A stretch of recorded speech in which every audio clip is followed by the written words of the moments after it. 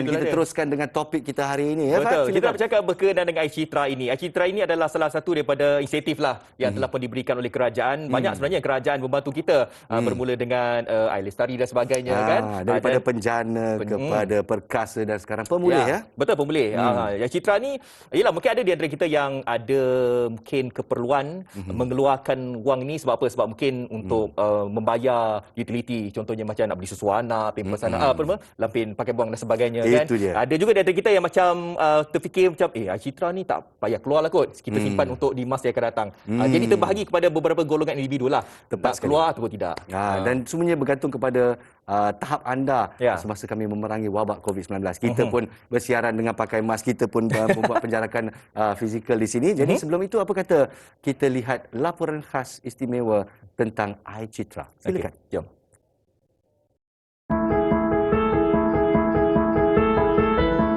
Pembayaran iCitra akan dibuat secara berperingkat mulai hari ini dan mengambil masa 1 hingga 3 hari mengikut prosedur bank masing-masing.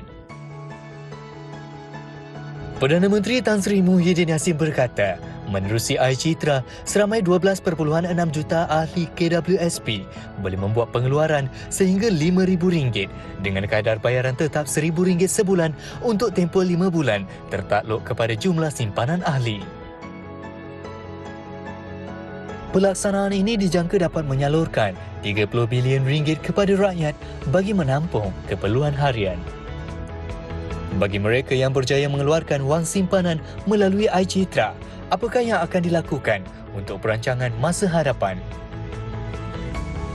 Makcik dapat iCitra ni, makcik nak menampung perbelanjaan makcik sebab kerja sekarang tak menentu. Dan perbelanjaan makcik pun akan datang, makcik pun tak tahu macam mana.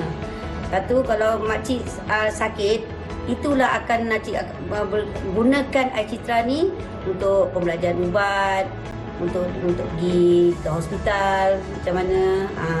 Saya pun dah tua. Saya pun kerja pun tak tentu sampai bila saya macam kerja kan.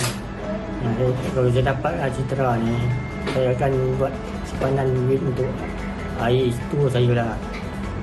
Saya buat bisnes online. Dengan pengeluaran iCitra ni, nasib baiklah saya pernah bekerja sebelum ni dengan caruman KWSP. Jadi, duit iCitra ni saya dapatlah kembangkan perniagaan saya. Manfaatkan sebaiknya demi kelangsungan hidup yang dilalui. Antara respon lah mereka yang memohon untuk mengeluarkan wang iCitra ini. Tapi apa pun kita nak bagi tahu pengeluarannya telah pun diberikan RM5,000 kan.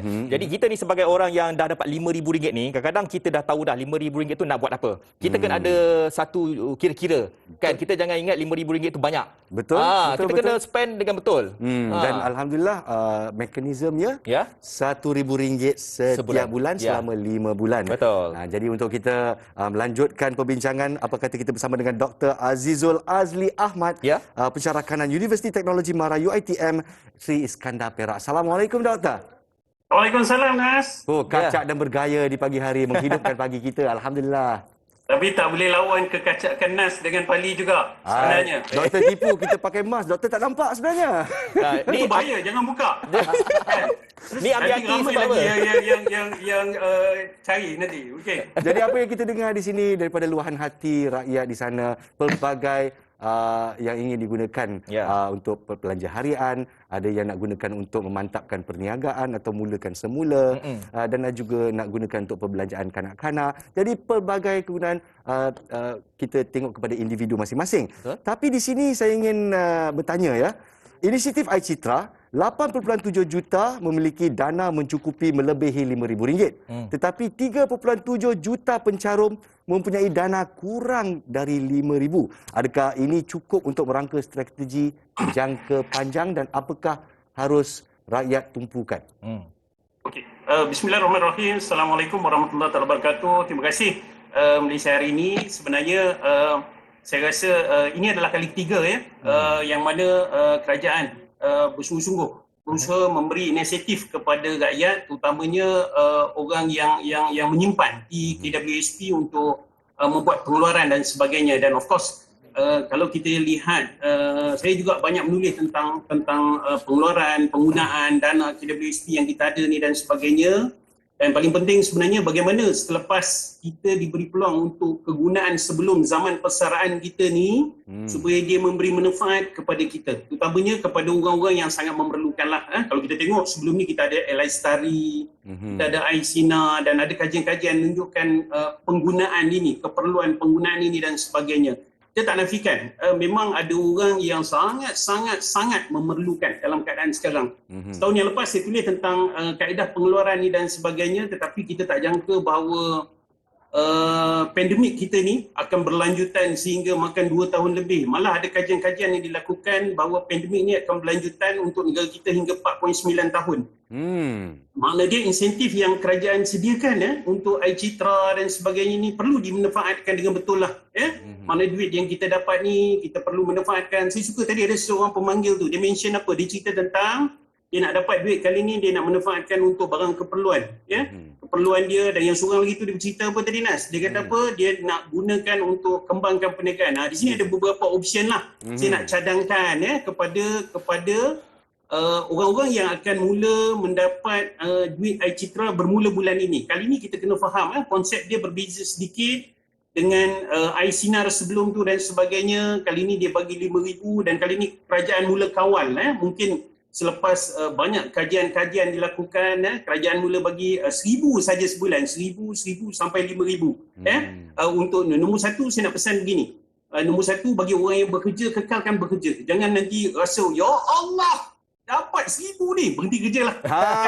Itu jangan kena kikis. Nombor satu, makna dia kekal menyimpan. 1,000 tersebut, makna dia kita kena kekal sebagai satu bentuk simpanan. Tempat mana kita nak simpan? Saya bagi 2 option saja. Nombor satu, letaklah dalam ASB ataupun letak dalam tabung haji saja. Nombor satu. Nombor 2, saya nak pesan apa? Dalam keadaan pandemik yang berterusan, yang kita tak tahu bila penghujungnya. Kalau macam Nas, Fadli, tak apa, dia orang ni kaya. Dia orang tak kisah sangat. Okey, nombor 2, kita kena buat apa?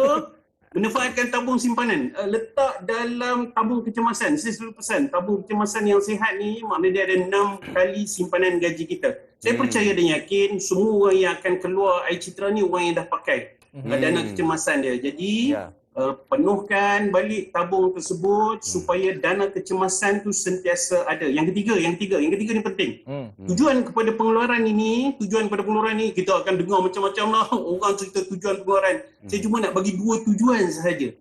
Pagi yang istimewa ni kan. Nombor satu, tujuan pengeluaran adalah untuk pastikan keluarga kita sentiasa ada makanan di rumah. Maknanya duit yang ada tu kita allocatekan untuk kita make sure kalau apa-apa jadi beras, gula, tepung masih ada lagi. Kan? Untuk kita. Yang itu yang pertama. Yang kedua, kita kena pastikan apa?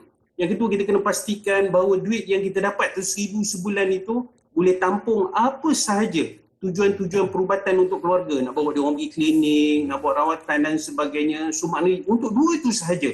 Dan akan ada, kita akan jumpa apa Nas dengan Fadli, kita akan jumpa nanti bila duit keluar. Saya dah tengok dah sekarang ni orang start buat iklan dan sebagainya. Apa tau? Dia nak suruh kita manfaatkan duit KWSP ni untuk melabur dan sebagainya. Ini pandangan peribadi saya lah. Bila saya tengok kawan-kawan dan sebagainya. Saya rasa duit ini bukanlah duit yang sesuai untuk kita baru nak try belajar melabur. Sebab melabur ni dia akan datang bersama dengan satu istilah yang semua orang tak suka dengar, iaitu risiko. Jadi kalau katalah ada 1,000 sebulan tu, kita pergi labur dah 500, tiba-tiba hilang 500 tu, wallahualam. Jadi saya rasa benda tu perlu diperhatikan, dinilai kembali supaya kita ni jadi orang. Sebab ini kita tak tahu apakah lepas ni kerajaan akan bagi lagi duit KWSP keluar dan sebagainya. Jadi saya nak pick up apa yang doktor sebut tadi dijangkakan 4.9 tahun untuk kita memerangi wabak COVID-19 dan kita cakap terang-terang, kita ukur baju di badan sendiri Cukup ke 5,000 dibahagi kepada 5 bulan untuk last 4.9 tahun. Senang je. Saya ni matematik fail sikit. Jadi mungkin doktor boleh ceritakan. Ataupun kena tunggu lagi insentif-insentif kerajaan yang lain. Ya saya. So, saya rasa kalau kita ikut beberapa data yang kita ada, sebenarnya saya pernah menulis dulu apakah kita sedang berada dalam pandemik penyakit ataupun pandemik ekonomi sebenarnya. Kalau kita tengok peluncuran belanjawan kita dan sebagainya berdasarkan harga minyak $60 setung pada tahun sebelumnya dan sebagainya, tetapi hari ini kita tengok harga minyak berbeza dan sebagainya. Tapi paling penting dalam konteks ini, bagaimana kita nak melihat dengan duit yang ada, bagaimana kita boleh berjimat, kita boleh survive hidup. Percaya dan yakin, kalau katalah kita minta doa lah, ya, Nas, pagi kita minta doa lah, minta supaya pandemik ni cepat-cepat berakhir, kita dapat balik hidup secara normal dan sebagainya. Kerana apa? Kerana itu, saya percaya dan yakin orang kalau dia ada stok sampai setahun simpanan pun, kita dah masuk tahun kedua ni sebenarnya.